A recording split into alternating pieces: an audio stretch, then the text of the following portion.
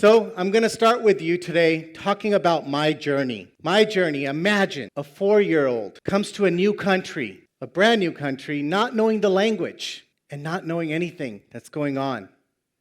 Well, guess what? That kid was me. My journey doesn't start with me, though. My journey starts with my father. He left a small village in India at the age of 18 with many dreams in his mind as he was thinking about how he's going to make a better life for himself and his future family.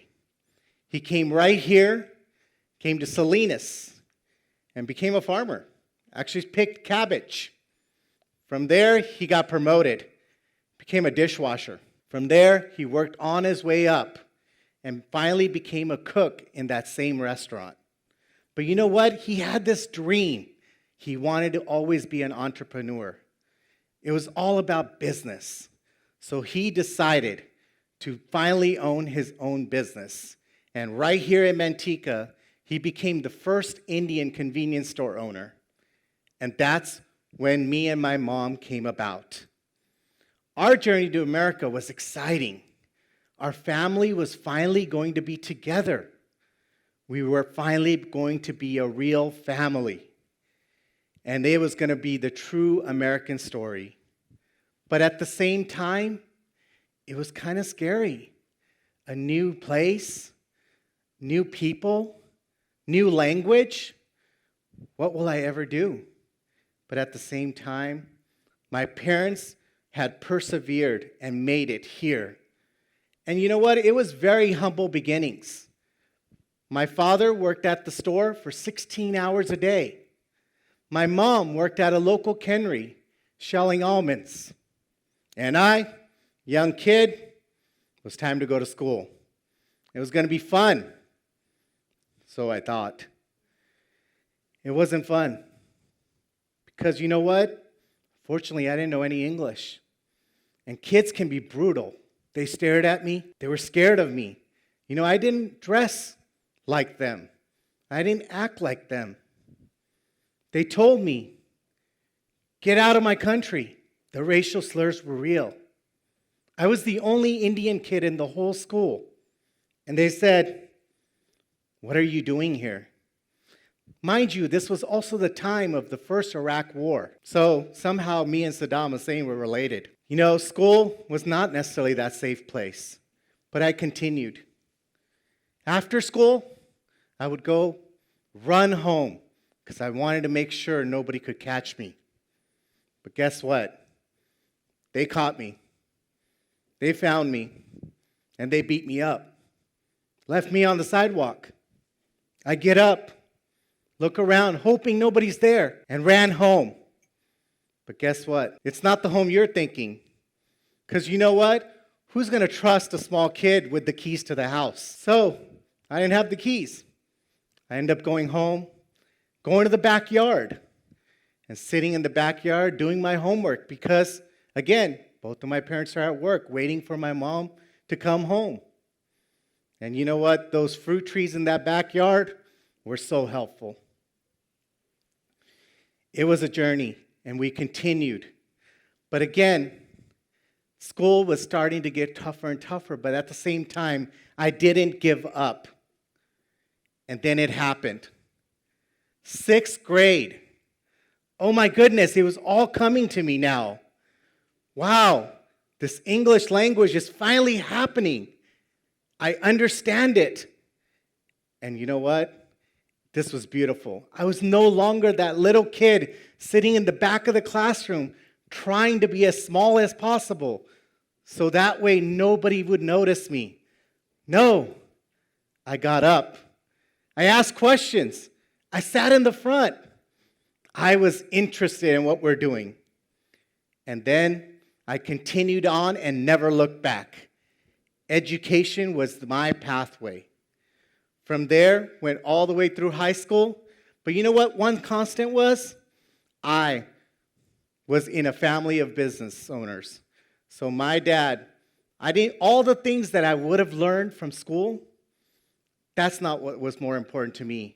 The biggest thing I learned in my life was actually from my parents, and that was work ethic.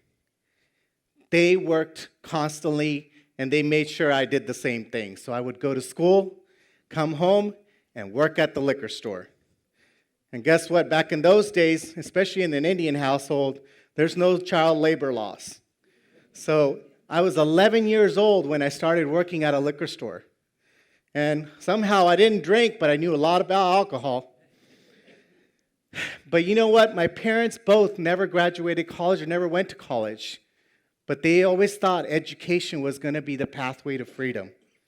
And so they urged me that I needed to continue going through high school and then eventually going to college. So I became the first one to go to college in my family. From there, things were going great. Even in college, I still worked at the liquor store, so never gave up on that.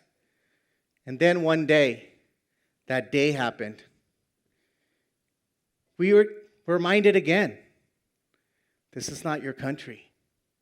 What's going on? And that day was 9/11. People would come to our store. Can we trust you? Who are you? Are you American? Where's your American flag? They would break our windows at our store. So my dad proudly but fearfully put that American flag in the window to make sure he could let them know we are safe and you can trust us. But you know what? Even during that time, it passed. I graduated college, and then the love of my life came. Nav, my wife. Then my boys. And throughout that whole time, one thing that was constant is our family business. The family business had given us so much.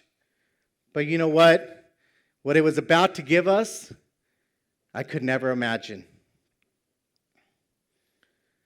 Summer of 2006 was a dark day for my family. Was this the end? How could I do this? How could I ruin my parents' lives? What happened? They worked all their life, and now I had to watch my mom, my dad, and I get arrested. Those handcuffs, they knew nothing about this. It was all my fault. How all of us could get arrested. Being a store owner, we thought we were just selling cold medicine, but we became drug dealers. Is this how our American dream was going to end? My parents' long fight to make it here, was this how it was going to end? Again, I was reminded, was this our country? Was this really the end? You know, thinking back now, I didn't think about it then because it was definitely the most worst day of our lives. But that actually was the beginning. It was the beginning of a life of service and leadership. And it was actually the turning point in my life to be involved in my community and notice that things were changing in Manteca right here. Diversity in the city was coming and changing. If you look at this, you could see from the 90s to the new millennial, the population was definitely getting more diverse. And you know what? This was my opportunity to go represent everyone, wanting more for our minorities, wanting more for our small business owners. This was our time to lead and bring public service. But you know what? Leadership is not a seat. It's not a position. It's actually giving your most valuable asset. Your most valuable asset is time. You don't need to be a leader first. First, you need to be a good community member.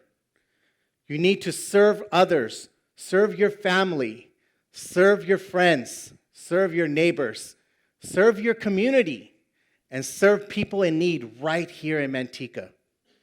You know, politics I knew nothing about. Politics actually is a very ugly word in my culture. Nobody's growing up and thinking, oh man, I want to be a politician. So, didn't want to ever think about that. But I knew I was good at something. So I started with joining the Planning Commission. And I said, I'm going to be on the table and figuring out how to implement policy. But I learned very quickly, but it's not just about implementing policy. I needed to have a seat at the table to actually create policy. And that's how the journey started to ever want to run for city council. But we didn't just start running. I went and said, you know what, I'm going to figure out how our city works. So I got up at 3 o'clock in the morning and went with our garbage guys and went and picked up garbage. You know, I got up in the morning with our landscaping guys and went and mowed the lawns in our parks. I went to our sewer treatment plant and learned how it works. I learned how the whole city works before I applied for the job. And then I said, okay, we're going to run. As you can see, I said we, because it's not just me, it's a family affair. So, how do I do it? Well, getting in the community. That was the first and foremost thing. So we did what's best. Me and my wife started and knocking on doors. And we went out there. Some would open the door, others, not so much. And then others would say, we don't vote for your kind. Get out of our country. I've heard that before. And I said, thank you, but this is my country. And I continued. But you know what? My wife has some other choice words for them. But the public and the community had faith in this young kid that is going to get elected in this community. And yes, I got elected, and I became the youngest council member for the city of Manteca. And now that we were elected, the journey has actually begun. The real work has actually begun. And I realized I was just that guy on the outside that knew nothing about government, nothing about local government, and felt no connection with government. So you know what? Now that I was elected, I was going to make sure everybody at least had some connection to their local government. So I decided to choose social media, being a millennial. And I got on social media. And not only did I actually post about things that were happening in our city, but I did something that was crazy. That is called responding to people. And you know what? My electeds definitely thought I was crazy. And actually, I am. So, but I also thought that was my duty. My duty was to respond to people and let them know they have someone that they can connect to. So, as I continued, it was time to step up. It was time to elevate. It was time to get awakened and take the top seat and run for mayor of the city of Manteca. And again, the faith of the community came together. And 2022, I became your mayor of the city of Manteca. You know, leadership, it's all about dynamics. And I try to be a very dynamic leader. And with that, there are 5 things that I believe a dynamic leader should be. First and foremost, they should be proactive. We're going to constantly be hit by obstacles and opportunities, and we got to be ready to take them on. But at the same time, it's not just me. You have to create a team effort, bring people on board that can make things happen. And at the same time, don't be afraid. Don't be afraid of putting it out there. Yes, they will scrutinize you, but you know what? You keep on going forward. Number 2, you have to be adaptable. Information, as was said earlier, flows at lightning speed. So we have to be adaptable as leaders. We have to be nimble and flexible. What is right today may not be right tomorrow. And you know what? We have to be open-minded and listen to other people's perspectives because everybody should have a voice. Third, you have to be aware. Being mayor or being a leader is a 24-hour job, constantly. So you have to be aware, and you have to be aware of everyone's expectations. And yes, they are constantly changing. So guess what? As a leader, you have to change with them. And then, innovative. You have to be very innovative. I know this is a tough concept for government, but definitely we can be innovative in a government setting. The worst thing I can always hate to hear is, this is the how we've done it. Oh, don't say that to me. We need to think big.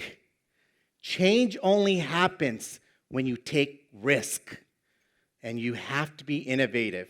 We can have public and private partnerships and continue to innovate and meet people's demands and bring the amenities to our community. And finally, number 5, what I believe is my number one job as the mayor of Manteca is being a unifier. I have to unify a team. It's a team environment. I have to unite our council together on our vision to move this city forward. And also allow each one of our council members to work with their own strengths and make sure that they feel that they're also part of the team. And that exactly is what my number one goal always is. And as you've heard over and over again, it is definitely a team concept. As you can see, there has been many challenges and setbacks. And yes, my pathway could have been very different. I could have just lived a quiet life away from the public. But no, I wanted more. I wanted more for my parents. I wanted more for my wife and kids. I wanted more for our community. I wanted to be that leader that I never had as a kid. So for the youth out there, it's time for you to be awakened. Yourself, get involved in school council, service clubs. But remember, learn the job before you apply for it. Stay focused, work hard, and continue dreaming big. We need dynamic leaders for the future. Fortunately, everybody in a lot of these organizations are getting older and older, so we need the next generation to come. And I will leave you with this. Your background doesn't define your future. Your mindset and actions do. So let's talk. Thank you.